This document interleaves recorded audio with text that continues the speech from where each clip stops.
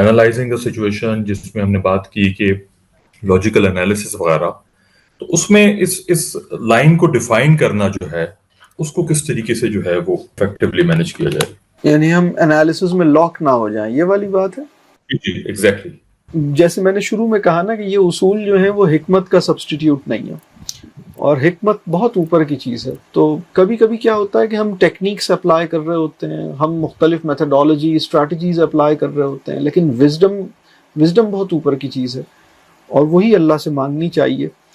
تو ہمیں ٹوٹیلٹی میں دیکھنے کی ضرورت ہے کہ کیا میں ہر چیز کو، ہر رسک کو کیلکولیٹ کر سکتا ہوں، ڈیفائن کر سکتا ہوں، کیا میں ہر چیز کو اپنی عقل سے سمجھ سکتا ہوں. جو اس میں بنیادی انڈرسٹینڈنگ ہے نا، جو ہمارے شعور میں بیٹھنی چاہیے، ہم اپنی عقل سے سمجھ ہی کیا سکتے ہیں، ہم اپنی عقل سے کسی چیز کا انالیسس کتنا کر سکتے ہیں. تو وہ ایک لمٹ ہے اس کی. کچھ معاملات ایسے ہیں جس کو ہم کچھ زیادہ کر لیں گے، کچھ معاملات ایسے ہیں جس کو ہم بہت زیادہ ایویلویٹ نہیں کر سکتے، تو ہمیں چھوڑنا پڑے گا. وہ لوگ جو اللہ کو نہیں مانتے وہ بھی رسک کو اپریشیٹ کرتے ہیں، وہ کہتے ہیں کہ بھائی رسک ٹیکنگ کرنی پڑے گی، رسک نہیں ہوگا تو کوئی فائدہ نہیں ہوگا، نو رسک نو گین، وہ ایسی باتیں کرتے ہیں.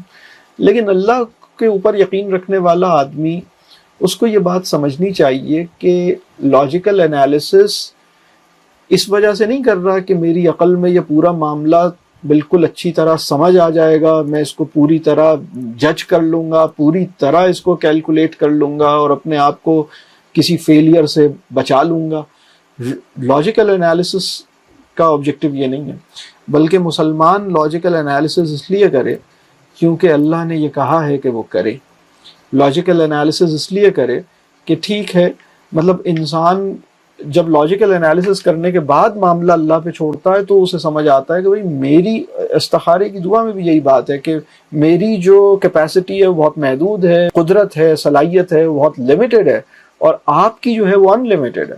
تو میں اپنی بہت ہی تھوڑی سی عقل کے ساتھ، تھوڑی سی سمجھ کے ساتھ، تھوڑی سی انڈرسٹینڈنگ کے ساتھ اور تھوڑی سی ایبلٹی کے ساتھ میں اس میٹر کو انالائز کر رہا ہوں، کیونکہ آپ نے یہ چاہا ہے کہ میں لاجیکل انالیسز، اپنی عقل کا استعمال، اللہ نے ہم سے چاہا ہے کہ ہم عقل اپلائی کریں تو ہم عقل اپلائی کر رہے ہیں.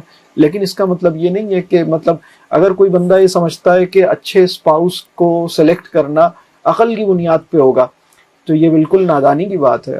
یو کین ناٹ جج اینی ون. مطلب 2-4 ملاقاتوں میں لوگ، آپ جانتے ہیں 10 سال کسی کے ساتھ رہیں تو بھی آپ اس کے بارے میں مطلب یہ دعویٰ نہیں کر سکتے کہ میں 10 سال سے اس کے ساتھ ہوں، میں اس کو بہت اچھی طرح جانتا ہوں. تو یہ اللہ ہی فیصلہ کرتا ہے اور ہمیں توکل کرنا پڑتا ہے. اگر ایمان کی کمی ہے نا تو اسی کانٹیکسٹ کو ہم کہیں گے رسک لینا پڑتا ہے.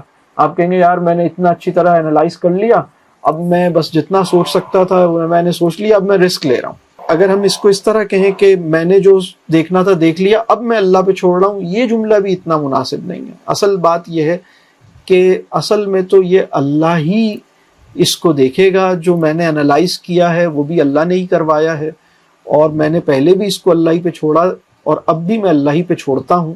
لیکن جو میں نے چیزوں کو انالائز کیا ہے اس کی بیسس پر کچھ تھوڑی سی مجھے کلیئرٹی آئی ہے کہ مجھے اس کو کیسے ڈیل کرنا ہے، کیا کرنا ہے، کن چیزوں میں کانشیس ہونا ہے، کن چیزوں کے اوپر، کون سی چیزوں پہ زیادہ کنسیڈریٹ ہونا ہے. یہ مجھے سمجھ آ گئی، تھوڑی سی سینس اللہ کے فضل سے آئی ہے. لیکن باقی اللہ آسان کرے، اللہ اس میں خیر رکھے. مجھے تو فی الحال یہی سمجھ آ رہا ہے کہ یہ آپشن بہتر ہے، لیکن اللہ اگر اس میں خیر رکھے، بس اللہ ٹھیک رکھے. آدمی یہ کہتا ہے، آدمی یہ نہیں کہتا کہ مطلب میری عقل اتنی تھی باقی رسک ہے. تو وہ ایک جیسے ہم جوا نہیں کھیل رہے لائف میں، ہم کوئی گیمبلنگ نہیں کر رہے، ہم کوئی ایسا نہیں ہے کہ ہم کوئی بالکل بس لاٹری نہیں ہے. لائف جو ہے وہ، یہ جو لاٹری اور جوا والا جو مائنڈ سیٹ ہے نا، وہ وہی ہے کہ بھائی بس رسک ہے، آپ کرو، ہو سکتا ہے چھکا لگ جائے، ہو سکتا ہے نہیں. ہم کہیں گے کہ بھائی اللہ نے توفیق دی تو میں نے اتنا انالائز کیا، اللہ نے ہی مجھے انالائز کروا دیا، اور اب اس سے زیادہ میری کیپیسٹی نہیں ہے.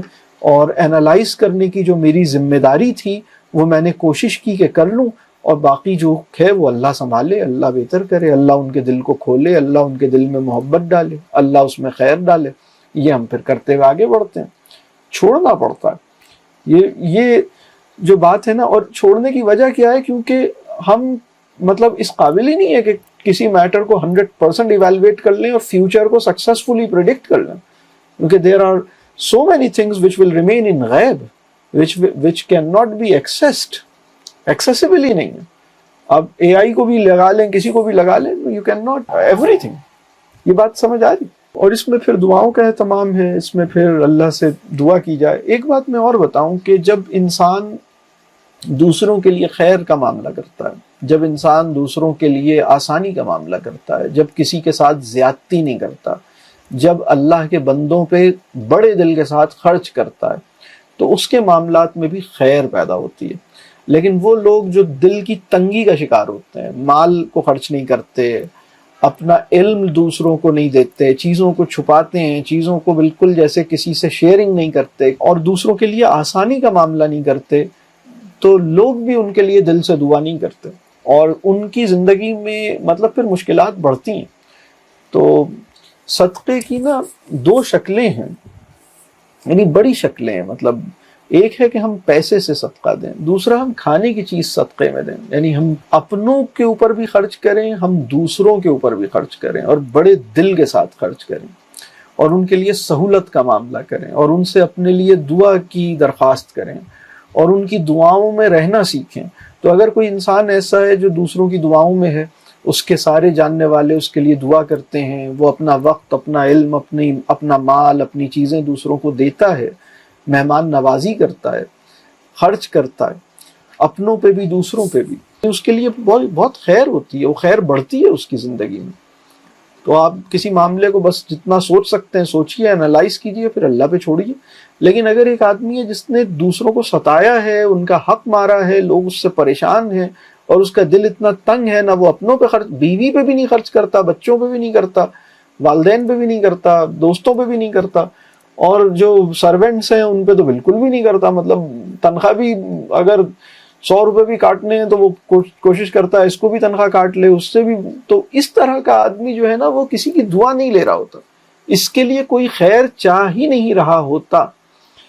تو وہ کسی نے بڑی اچھی بات کی تھی کہ اگر آپ جنت میں جانا چاہتے ہیں تو اس بات کی فکر کیجئے کہ لوگ اللہ تعالیٰ سے یہ نہ کہہ رہے ہوں کہ اس کو جنت میں نہ بھیجیے گا.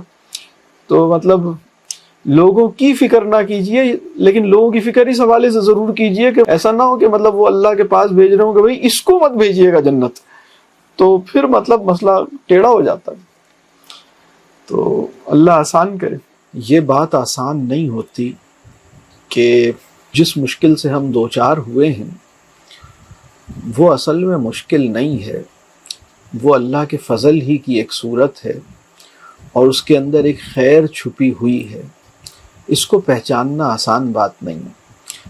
اللہ نے اپنے بڑے لوگوں سے یہ السٹریٹ کروایا، ڈیمانسٹریٹ کروایا. حضرت خضر اور حضرت موسیٰ کا جو واقعہ ہے، اس میں اللہ نے جیسے ڈیمانسٹریٹ کروایا ہم جیسے لوگوں کو، اور اس کو پھر قرآن میں محفوظ کیا کہ مطلب جن لوگوں کی کشتی تھی ان کے لیے تو ایسا لگا کہ ہماری کشتی میں سوراخ کر دیا ہے، لیکن اس سوراخ میں بڑی خیر تھی.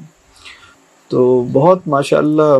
بس مجھے ایک واقعہ ایک کہانی یاد آتی ہے، وہ کہانی سنا کے بس میں اس کو آج کی نشست کو ہم ختم کریں گے. وہ ایک کہانی کچھ اس طرح کی ہے کہ ایک بادشاہ تھا اور اس کی انگلی کٹ گئی، ہاتھ کٹ گیا، اس کی انگلیاں کٹ گئیں کچھ. تو اس کے وزیر نے کہا کہ بس اس میں کوئی خیر ہوگی. تو بادشاہ کو بڑا غصہ آیا کہ مطلب میری 2 انگلیاں کٹ گئی ہیں اور یہ کہہ رہا ہے کہ خیر ہوگی. تو اس نے وزیر کو جیل میں بند کرا دیا، جیسے بادشاہوں کے طریقے تھے. اب یہ واقعہ مجھے یہ نہیں پتا کہ یہ کہانی کتنی سچی ہے، لیکن ایک کہانی بہرحال اس میں سبق ہوتا ہے، میں آگے بتاتا ہوں. اب پھر بادشاہ جو ہے وہ کہیں شکار پہ، کہیں سفر پہ نکلا، اور سفر میں اپنے قافلے سے الگ ہو گیا، جیسے کہانیوں میں بادشاہوں کے ہوتا تھا ویسے ہی آپ سمجھ لیجئے. اور پھر وہ کسی ایسے قبیلے کے ہاتھ لگ گیا جن کے یہاں ایک رسم تھی کہ وہ سال میں ایک دفعہ کسی انسان کو پکڑتے تھے اور اس کی قربانی دیتے تھے، اپنے خداؤں کو یا جو بھی اپنے بت تھے اس پر اس کا خون چڑھاتے تھے. تو اس دن وہی دن تھا اور وہ تلاش کر رہے تھے کہ کوئی بندہ مل جائے، اگر کوئی باہر سے مل جائے تو ٹھیک ہے، نہیں تو اپنے قبیلے میں سے کسی کا خون کرنا پڑے گا. تو اسی تلاش میں تھے کہ وہ بادشاہ سلامت صاحب جو ہیں وہاں اس قبیلے کے لوگ جو تلاش کر رہے تھے ان کے ہتھے چڑھ گئے. اپنے قافلے سے بادشاہ بچھڑ گیا تھا. تو ان لوگوں نے اسے پکڑا اور اپنے سردار کے پاس لے گئے کہ بھئی یہ مل گیا, اس کو ہم قربانی کرتے ہیں. تو لیکن جب سردار نے دیکھا تو اس نے کہا کہ بھئی اس کی تو ہاتھ کٹا ہوا ہے, اس کی تو انگلیاں کٹی ہوئی ہیں, تو ہم اپنے خدا کو جو قربانی دیں گے تو وہ تو یعنی ایسی قربانی تو دی نہیں جا سکتی جس میں کوئی عیب ہو, تو اس کو چھوڑ دو. تو اس کو چھوڑ دیا, اور اس وقت بادشاہ کو پتہ لگا کہ یہ جو میری انگلیاں کٹی تھیں اس میں کتنی بڑی خیر تھی, اگر یہ انگلیاں نہ کٹتی تو آج میری گردن کٹ جاتی. تو وہ واپس آیا, اس کو بڑا افسوس ہوا کہ میں نے وزیر کے ساتھ ایسا برا سلوک کیا. تو اس نے وزیر کو جیل سے نکلوایا اور اس کو بتایا کہ بھائی تم نے جو کہا تھا کہ انگلیاں کٹنے پہ اس میں خیر ہوگی, تو مجھے سمجھ آ گیا کہ اس میں خیر ہے. تو لیکن اس نے کہا کہ لیکن مجھے یہ سمجھ نہیں آیا کہ مطلب تمہیں جب میں نے کہا کہ تم جیل میں جاؤ تو اس میں کیا خیر ہے, تم مطلب جیل میں نے تمہیں ڈال دیا تو اس میں کیا خیر ہوئی. تو وزیر نے کہا کہ حضرت اگر آپ مجھے جیل میں نہ ڈالتے تو آج میرا خون چڑھایا گیا ہوتا ان بتوں کو, تو اس میں تو خیر بہت ہوئی کہ میں جیل میں تھا اور آپ پکڑے گئے. اگر میں پکڑا جاتا تو وہ میری قربانی پیش کر دیتے, تو خیر تو اس میں بہت تھی. تو وہ یعنی یہ بات کہ کسی بھی معاملے میں جو مشکل بھی ہمیں درپیش ہے وہ اصل میں فضل کی کوئی صورت ہے, اس میں کوئی خیر ہے. اس میں صرف ہمیں یہ دیکھنا ہے کہ اگر وہ مشکل اس طرح ہے کہ ہمارے اپنے فیصلوں کا نتیجہ ہے, ہم نے لالچ کے ساتھ کوئی فیصلہ کیا, ہم نے مال کی محبت میں کوئی فیصلہ کیا, ہم نے نافرمانی کا کوئی عمل کیا, ہم نے کوئی کسی کو ناراض کیا, کسی کی حق تلفی کی, اب اس کے نتائج ہیں, تو یہ تو چلیں فضل کی صورت نہیں ہے, یہ تو پھر سزا ہے, یہ تو دنیا میں سزا مل رہی ہے. لیکن اگر آپ نے کسی کے ساتھ زیادتی نہیں کی ہے اور آپ لوگوں کے ساتھ اچھا معاملہ کرتے ہیں اور آپ لوگوں پہ خرچ کرتے ہیں اور اللہ کے راستے میں خرچ کرتے ہیں اور اپنے آپ کو گناہوں سے روکتے ہیں, بچاتے ہیں اور صحیح نیت کے ساتھ, اخلاص کے ساتھ زندگی گزارتے ہیں, اور پھر زندگی میں کوئی مشکل آتی ہے تو بس اس میں یہ فضل کی صورت ہے. بیماری بھی فضل کی صورت ہے, مشکل بھی فضل, اور اس میں کوئی خیر چھپا ہوتا ہے لیکن اس کو ہم کبھی کبھی سمجھ نہیں پاتے. تو اللہ تعالیٰ ہمارے لیے آسانی کا معاملہ کرے, ہم سب کے لیے خیر کی دعا کرتے ہیں. اللہ تعالیٰ مسلم امہ پہ خیر اور فضل فرمائے. اللہ تعالیٰ فلسطین کے مسلمانوں کے لیے آسانی کا معاملہ کرے. جن لوگوں نے اس کے لیے اپنی جانیں قربان کی ہیں اللہ ان کو شہادت کا درجہ عطا کرے. جنہوں نے ان کی مدد کی ہے اللہ تعالیٰ ان کی مدد کا بہترین اجر انہیں عطا کرے, قبول کرے. دنیا میں جہاں کہیں بھی مسلمان مشکل میں ہیں اللہ تعالیٰ ان کی مدد فرمائے, ان مسلمانوں کو بھی اپنے معاملات کو صحیح رکھنے کی توفیق دے. اور یہاں جتنے لوگ بھی آج پروگرام میں شریک ہوئے اللہ تعالیٰ سب کو اپنی اصلاح کی سچی فکر عطا کرے. جو کچھ ہم نے سیکھا ہے اس میں جو بھی خیر کی بات ہے اس پہ عمل کرنے والا بنائے. میری طرف سے آج کی گفتگو پھر ہم یہاں پہ روکتے ہیں. سوال جواب بھی مجھے اندازہ ہے بہت سے سوالات ہوں گے, لیکن آپ اپنے سوالوں کو لکھیے. اس میں بھی خیر ہوگی کہ کچھ سوال نہیں کیے جا سکے. سوال کرنے کے نتیجے میں بھی کوئی خیر ملتی ہے, بعض اوقات سوال نہ کرنے کے نتیجے میں بھی کوئی خیر پیدا ہوتی ہے. وہ سوال ذہن میں چلتا رہتا ہے تو پھر بہت سے آئیڈیاز, بہت سی چیزیں آتی رہتی ہیں. تو اللہ تعالیٰ جن لوگوں کا سوال کرنے کا موقع نہیں ملا ہے ان کو کوئی بڑی خیر اللہ تعالیٰ عطا کرے, ان کو بھی کلیئرٹی عطا کرے, ان کی بھی مشکلات اللہ تعالیٰ آسان کر دے. تو آپ سب سے دعاؤں کی درخواست ہے. بہت شکریہ.